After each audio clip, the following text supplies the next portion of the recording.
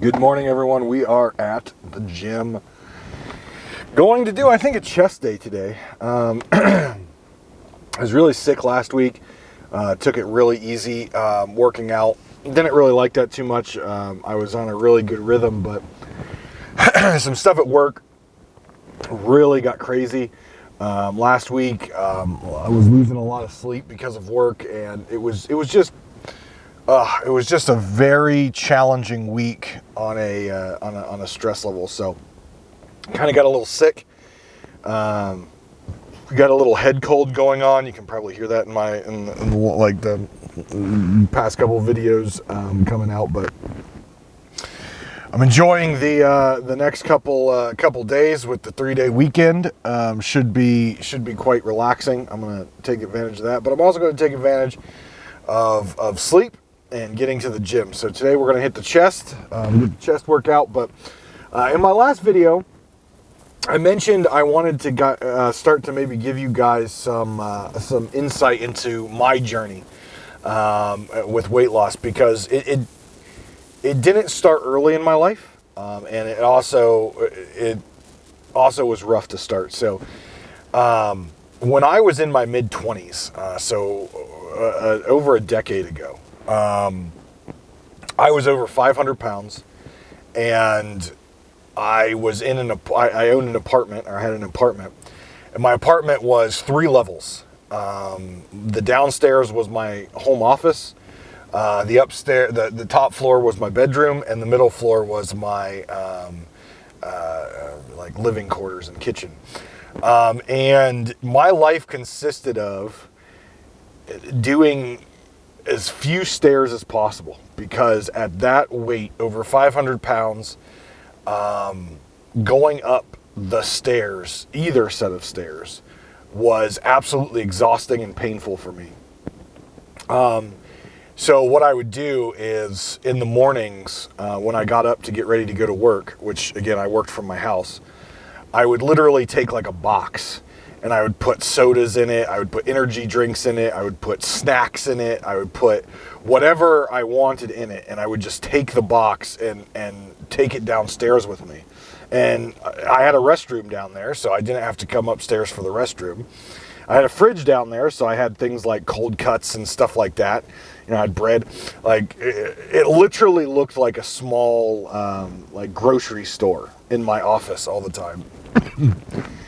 And it was really bad, because I basically confined myself to my office, and I would work, I would eat, I would drink, and then I would play video games. And when it was time for bed, I would make my way upstairs, flop down in my bed and sleep, and do it again the next day. And there wasn't any movement. It was all sedentary. It was all stationary. It was not a way to live, right? But it was for me, in my life, I came off of a couple really bad breakups in college. One was an engagement that got,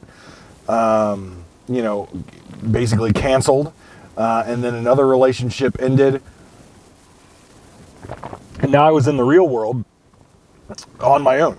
And for me, thought the camera went off there. So sorry. And for me, it was a situation where it just felt that's what I was going to do. You know, I was going to sit in this chair. I was going to eat, which made me happy. Not healthy either, like Twinkies and cupcakes and cookies, like not healthy stuff by any means. I was going to sit there, and I was going to work. I was going to make money, and I was going to sleep, and I was going to play games and all that stuff. Then the next thing that took that on a downturn was, I did have a roommate, really good friend of mine, unfortunately a lot of medical issues, passed away several years ago from medical issues. But because of the medical issues they had, they got a lot of prescription drugs from their doctor. And unfortunately, like many cases in people that I've known, they got overprescribed. And because of my depression and staying in basically a basement for, a year of my life, and from everything that happened before, it became a situation where he had access to these extra prescription drugs that he didn't need. So I began to use prescription drug painkillers. I began to use, what is the, I can't even think of it right now. What is Adderall? Adderall, I think it was. You know, keeps you awake, keeps you, you know, focused and stuff like that. And I started to abuse the crap out of those. And I got in a really bad place. Drugs, alcohol, and trust me, it didn't stop with prescription drugs. We went a lot worse than that.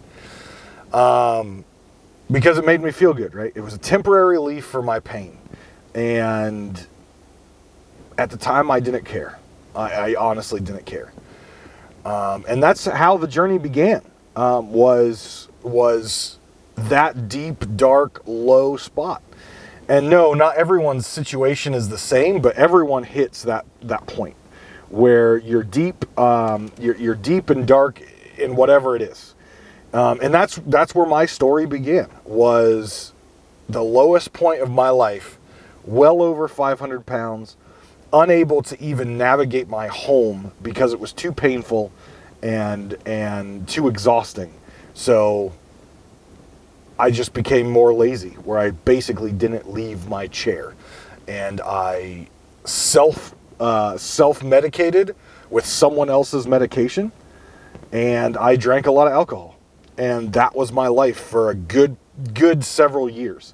Now, I wasn't in that apartment for more than a year, but when I got my own house, then it just became, you know, another place that this happened. So for several years, I was self-medicating myself, drinking, and basically just using substances as a way to procrastinate fixing the problem, right? Short-term Band-Aid for what is a long-term problem. It wasn't addressing the problem.